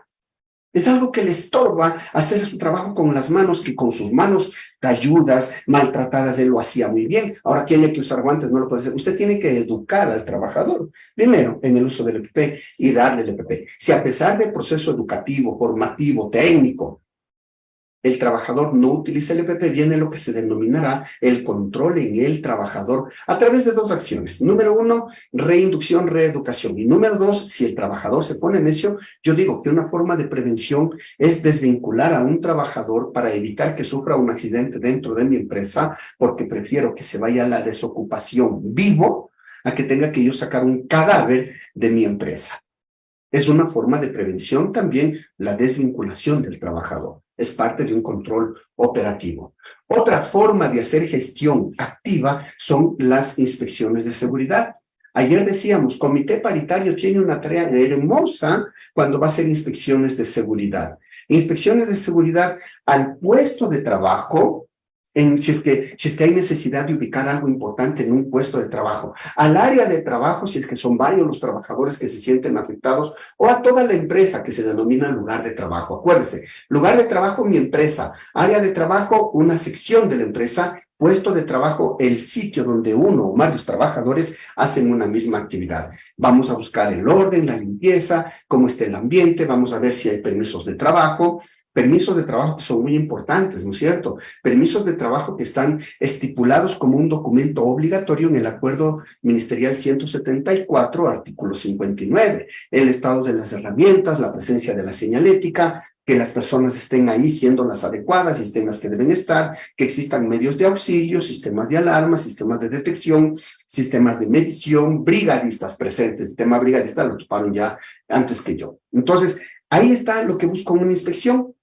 ¿Qué otra forma debo yo hacer ya para mantenimiento predictivo y preventivo como gestión activa? Mire, mantenimiento preventivo y mantenimiento predictivo son dos formas distintas también de hacer gestión activa de la prevención de riesgos del trabajo. El mantenimiento predictivo, sobre todo en estos equipos que utilizan orómetros, un montacargas, por ejemplo, usted sabe cada cuántas horas debe ir haciendo cambios de aceite, cambio de bandas, ¿no? Cada cuánto usted va a poder hacerle un mantenimiento, checar. Hay unas placas pegadas en el montacargas diciéndole cada cuántas horas debe hacer mantenimiento predictivo. Mantenimiento preventivo. ¿Qué dice el fabricante del equipo respecto de las acciones? Cambios de aceite, cambio de ruedas, etcétera, etcétera. Entonces, el mantenimiento predictivo y el mantenimiento preventivo son también formas de gestión activa, mis estimados amigos. Y tenemos lo último, ¿no? Que es las técnicas complementarias. La señalética en el área de trabajo, señalética horizontal, señalética vertical, el uso de los equipos de protección, sí, es parte de la protección del trabajador, pero es una técnica de gestión complementaria porque también, acuérdense que no solamente hay equipo de protección, hay ropa de trabajo, hay ropa especial, hay mandiles de cuero para los soldadores, hay polainas, hay monjas, hay el arnés integral, ¿no? Para hacer trabajos en altura, en espacios confinados, necesitas un trípode. Todo eso son técnicas complementarias. Vas a hacer trabajos de mantenimiento, bloqueo y etiquetado, son técnicas complementarias. En las máquinas, sí, si bien es cierto, nosotros tenemos guardas de seguridad como un tema preventivo, pero es parte de una gestión de riesgos complementaria cuando tenemos que adaptar nuevas barreras o nuevas guardas de seguridad en las máquinas. De eso es la gestión preventiva, la gestión, activa, la gestión pasiva y la gestión complementaria. Ahora, vamos a priorizar los riesgos. La primera forma de gestión de riesgo, gestión después de haber identificado los potenciales peligros, yo hago en la fase de ingeniería algunas situaciones que puedo evitar, colocando, por ejemplo, cuartos donde voy a poner máquinas alejados del área donde vamos a poner oficinas. Y si no, hacemos en las fuentes, en los equipos, en las herramientas, en los vehículos, en las mismas instalaciones. En las instalaciones también voy a hacer a la vía de transmisión, es decir, entre áreas de trabajo, poner paredes de insonorización, cercas vivas, o vamos a hacer en el trabajador. Como dijimos, en el trabajador hay dos niveles. En el trabajador con la entrega de equipo de protección como el último recurso, pasando antes por capacitaciones, entrenamientos y a la conducta del trabajador por acciones subestándar. Y vamos a mantener como gestión de riesgo, lo más efectivo es cuando yo protejo a todos, lo menos efectivo cuando protejo solo a una persona. Es decir, si yo logro que controlen la fuente a través de eliminación, sustitución o control de ingeniería, modificar elementos que hagan más efectivo el control del riesgo, protegiendo a todas las personas en el área de trabajo. Y si no lo logro, voy al control del medio. Tengo también controles administrativos, los procedimientos, los permisos de trabajo, los análisis de seguridad, ¿no? Los instructivos, las MSDS, todo aquello que signifique formación para evitar el riesgo, sí, en la mayoría de las personas. Quizás no en todas, pero sí en una específica. Y si no, ya ni modo, vamos al control con el trabajador, ¿no? Ropa de trabajo especial, equipo de protección individual o personal. Entonces, esa es la forma de gestionar los riesgos, ¿no es cierto? Ya para terminar, mis estimados amigos, quisiera decir que hacer gestión de seguridad significa construir una cultura. Construir una cultura de seguridad significa fundamentalmente que yo pueda hacer mi trabajo bien, sin necesidad de vigilancia o de supervisión. Cuando una persona sea íntegra en su trabajo, es decir, no necesite de alguien que lo esté mirando para comportarse correctamente, para hacer su trabajo de manera correcta, de manera sistemática, sin desperdicios, estamos hablando de cultura de seguridad. La cultura de seguridad es un nivel de comportamiento, es del ADN de la empresa. Como decía en un artículo, el ADN de las empresas es el nivel de cultura de seguridad. Pero la cultura de seguridad, para que se llegue a cristalizar, mis estimados amigos, necesita de la participación de absolutamente todos los niveles de la empresa. Mucha gente tiene ese paradigma medio loco, ¿no? Ah, pero para que hagan seguridad tengo contratado al técnico de seguridad. Y para que cuiden la salud tengo al médico. Señores, señoras, todas las personas que nos acompañan el día de hoy, la gerencia es el primer eslabón en donde empieza a construirse la cultura de seguridad. Una gerencia que tenga compromiso, una gerencia que asigne recursos, una gerencia que entienda que firma una política de seguridad y no un documento para entregarle al ministerio, y que lea la política y que se comprometa, como dice ISO 45000 en el tema de liderazgo. Cuando la gerencia general entienda que lo que está firmando es su compromiso, su nivel de voluntad para cumplir con lo que firma, ahí tendremos una cultura de seguridad. Pero muchas veces la gerencia firma y no hay un compromiso hacia abajo a nivel de jefaturas y de supervisores.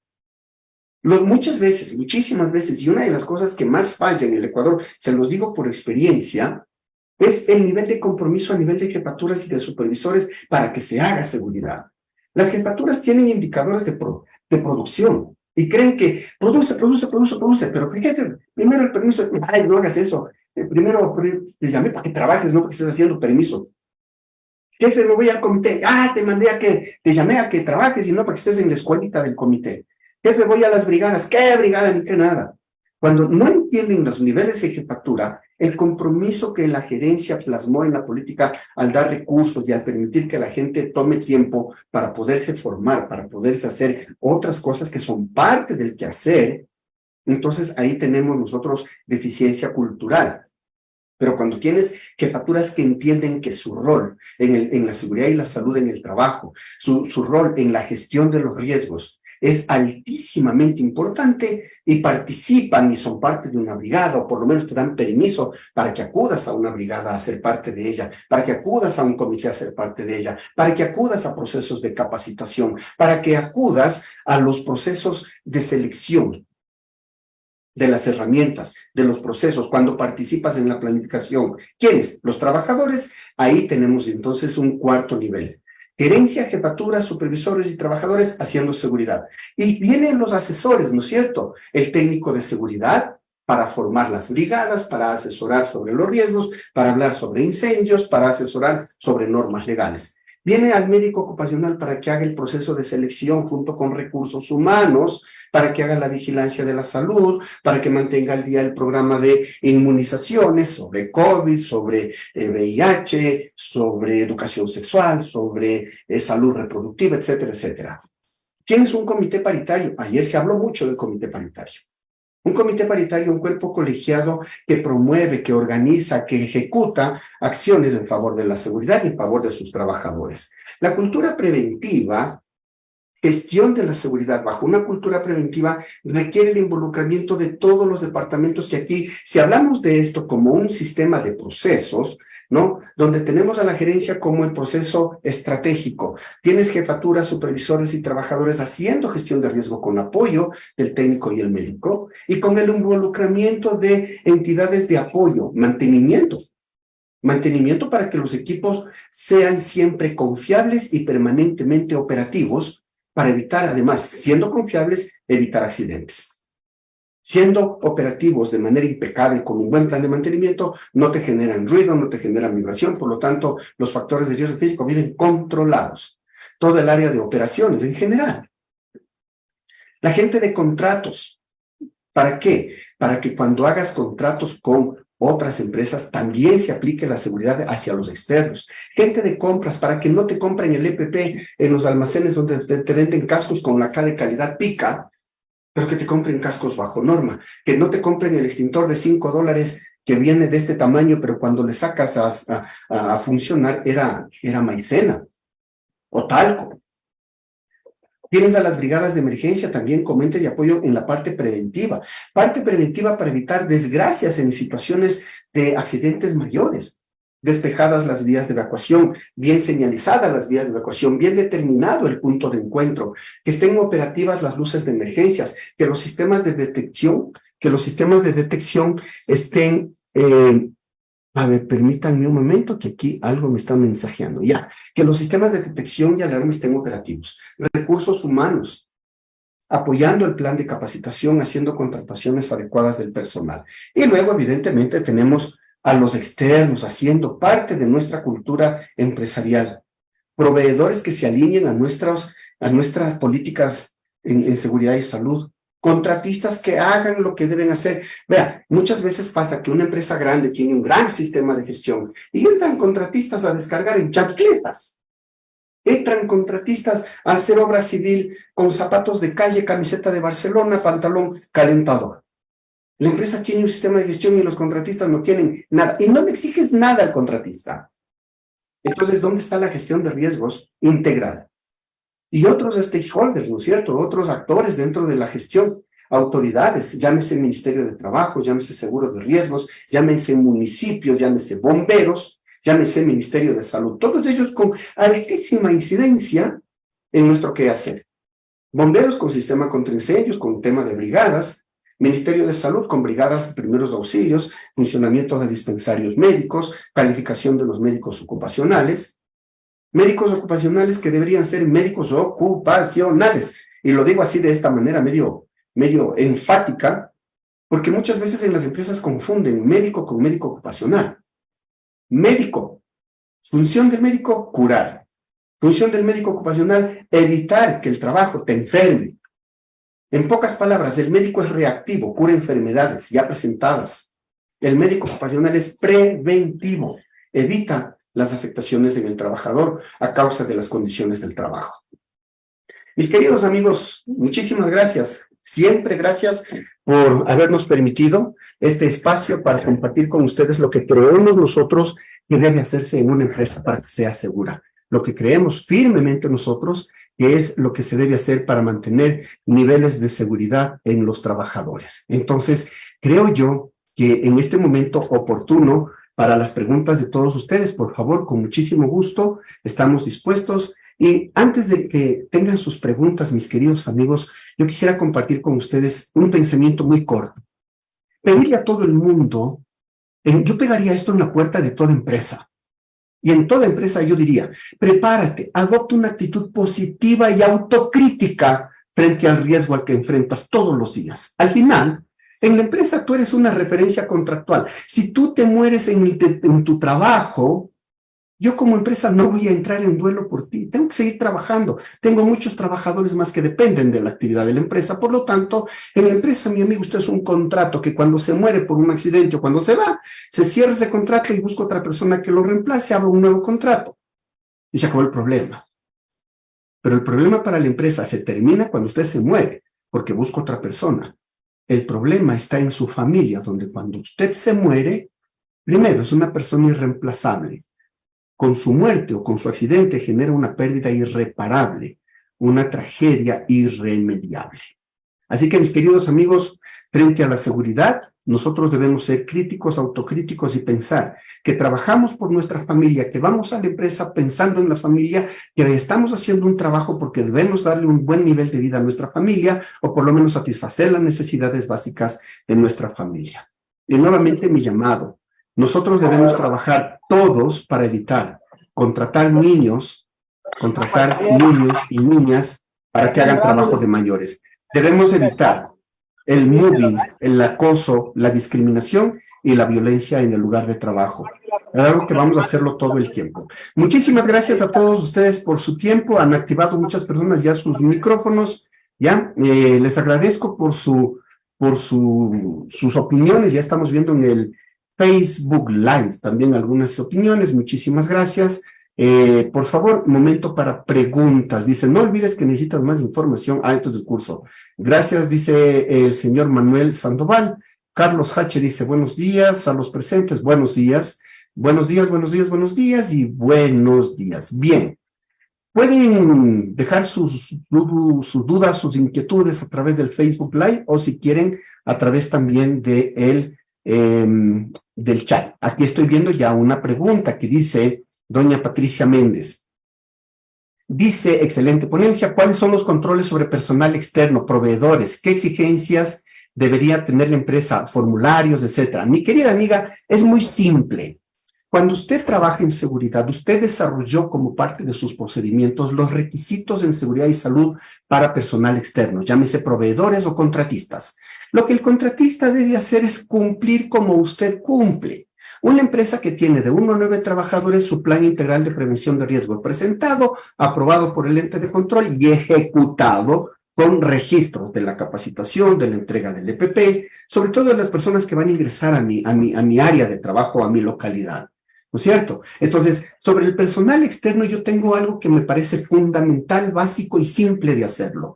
Contrato de trabajo con un personal externo debe tener como documentos habilitantes de este contrato las evidencias de que mi proveedor está cumpliendo ante los entes de control con los requisitos técnicos legales de acuerdo a su tipo de actividad, a su número de personal y a su tipo de riesgo. Creo que esa es la mejor forma de ir controlando los riesgos también en los externos. Acuérdense algo que es importante. Si una persona externa, y yo por eso puse en la lámina también el tema de las personas de personal externo por una situación muy simple, amigos. Acuérdense que si una persona externa tiene un accidente dentro de mi lugar de trabajo, inmediatamente voy a tener responsabilidad solidaria. Artículo 12, Decreto Ejecutivo 2393, Instrumento Andino de Seguridad, Código del Trabajo, dicen claramente que cuando dos o más empresas están en un mismo espacio ocupándolo o haciendo una actividad común, ambas empresas van a tener responsabilidad solidaria en cuanto a la seguridad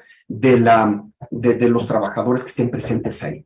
Entonces, ahí está el secreto. Yo debo ver que la empresa contratista cumpla también los requisitos de los entes de control para poder cruzar la puerta de mi empresa, evidenciando con un proceso previo. Hay dos pasos. Número uno, la empresa cumple, envía documentación. Número dos, cuando va a entrar, antes de que ingrese al externo, también le tengo que dar una inducción de seguridad que me permita tener claro qué es lo que va a hacer y cómo debe comportarse dentro de mis instalaciones.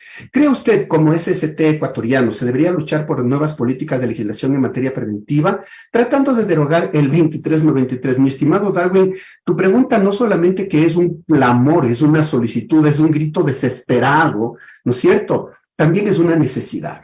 Políticamente, yo creo que, y no entiendo todavía por qué políticamente no se ha dado este paso. En casi todos los gobiernos se han hecho propuestas decían antes, el nuevo 2393. Hoy en día, la Asociación Ecuatoriana de Técnicos de Seguridad y Salud en el Trabajo están haciendo una tarea bastante importante a nivel del ministerio. Han hecho mesas de trabajo y han enviado ya un documento que es el borrador de lo que sería el nuevo decreto de seguridad y salud en el trabajador. Entonces, me parece que sí, estamos dando pasos. Es muy lento porque, a ver, políticamente, ¿qué te interesa más en el Ecuador? Yo creo que en nuestro país, desgraciadamente, están desviando el tema político a temas estrictamente de orden politiquero, en lugar de ser política técnica que genere legislación en favor de la mejora continua, ¿no es cierto? Y no hay, pero totalmente de acuerdo, mi estimado amigos. No solo se debería luchar, yo creo que más bien deberíamos unir los esfuerzos para que aquellas personas que ya están planteando nuevas propuestas para que, por ejemplo, ya en la última propuesta, mi estimado Darwin, ya se habla de un comité después de que tenga 50 personas, porque sucede que en el Ecuador tú tienes un comité de una empresa de 15 personas, 12 personas en el comité, entre principales y suplentes. Entonces, 3 para trabajar, el resto 6 reunidos en el comité paritario, y eso evidentemente como que te merma la capacidad operativa que la empresa quiere, ¿no es cierto? Entonces, algún momento va a tocar derogar, hay que derogar el 2393. Acuérdate que el 2393 tiene situaciones totalmente en contra de la lógica.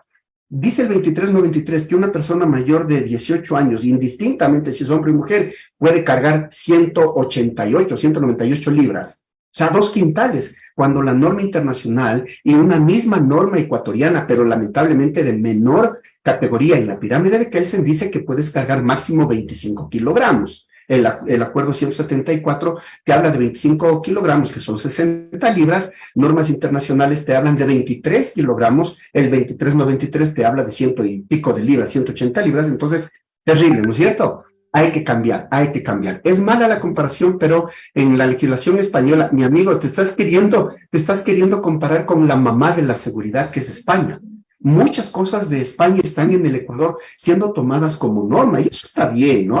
Hay que tropicalizar, hay que adaptar a nuestra realidad, porque la realidad europea no es la misma realidad que la española. Entonces, sí, hay que hay que cambiar normativa, es una necesidad prioritaria el cambio de la normativa, pero yo creo que también hay que cambiar un tema de mentalidad. Al trabajador ecuatoriano le falta educación y yo firmemente creo que así como la educación vial en materia de transporte, que lamentablemente todavía no funciona porque no se ha hecho, ya está en la escuelita, en el colegio, en la universidad, también estos temas de seguridad laboral, estos temas de prevención, que yo creo que se debería llamar solamente así, prevención de riesgos para el ser humano, debería ser un tema escolar. Niños transportando grandes mochilas con una cantidad impresionante de cuadernos que impiden que el niño tenga un desarrollo de crecimiento normal. Maestros parados todo el día generando varices, generando problemas de columna por la posición de trabajo, y nadie hace nada en esos entornos. Niños de colegio, ¿no es cierto?, que están haciendo prácticas que en lugar de favorecer su crecimiento, merman el mismo con actividades como cargar materiales, cargar mochilas pesadas, cargar computadora, tableros, etcétera, etcétera. O sea, nos falta la educación, educación en seguridad y salud a nivel, en todo estrato, ¿no es cierto? Así que ese es, mi querido amigo, eso es lo que te puedo responder. Tenemos un nuevo mensaje más. Dice, la diferencia es que aquí las empresas hacen seguridad por obligación, allí es un estilo laboral. Pues no tanto, mi querido amigo. Lo que sucede es que las sanciones en España sí son de a de veras. Hoy en la mañana estuve leyendo, una persona con discapacidad sufrió un accidente y el jefe de esa persona está preso y la sentencia es de 10 años de prisión por el accidente. Imagínate por una muerte de un trabajador en España, te metes en un lío, aquí muere la persona, le das $3,000 a la familia, si es que le das 3,000 para que entierren el cadáver y siéntase feliz. No pasa nada, ¿no es cierto? Así que chicos, el tema de la seguridad es un tema que en nuestro país, como dijo alguien, estamos todavía en pañales, pero ya debemos empezar a crecer. Y creo firmemente que en los últimos años, con el surgimiento de muchos técnicos de seguridad, ojalá alineados a hacer conciencia de verdad, el hecho de que se presenten temas como los que estamos participando, Congreso Internacional de Seguridad, Prevención de Riesgos e Higiene Industrial, son ventanas que no solamente para gente de seguridad, sino para todo el mundo deberían hacerse como que mucho más seguido, deberían hacerse con mayor frecuencia y con mayor alcance para que sea a niveles gerenciales, sea a niveles de jefaturas. Listo. Eso es, mis estimados amigos, dice aquí. Vamos a ver, excelente, dice doña Pati Méndez, ya nos comentó, excelente, se nota la experiencia, pues por lo viejito seguramente, gracias Margarita por decirme viejito. Darwin dice de la norma legal, perfecto, la diferencia es esta, y pues hasta ahí, amigos. Si es que tienen alguna otra pregunta, en el Facebook Live de Sofía dice, gracias por permitirme participar. Manuelito Sandoval dice, colega, felicitaciones, gracias a usted, mi querido amigo. Y pues ahí está, listo. Nuevamente agradezco a todos ustedes, mis estimados amigos, por su tiempo, por su paciencia, por su apertura. Espero haber aportado con algunas cosas que, si ustedes tienen duda, ya saben, ahí está nuestro amigo Edison, nuestro amigo Cristian. Como PIR estaremos siempre prestos a atender sus requerimientos, sus necesidades de formación. Y si tienen consultas, igual, nosotros vamos también desde nuestra trinchera, como se suele decir, también a hacer nuestro trabajo. Mientras tengamos vida, mientras tengamos salud y mientras tengamos energía, trabajemos por la seguridad. La gente nos necesita, los trabajadores nos necesitan. Detrás de un trabajador difícil hay una vida difícil. Muchas veces eso no se entiende y por eso se cree que la seguridad es una obligación. Cuando lo dijo bien nuestro amigo, la seguridad es un estilo de vida. Depende de cada uno de nosotros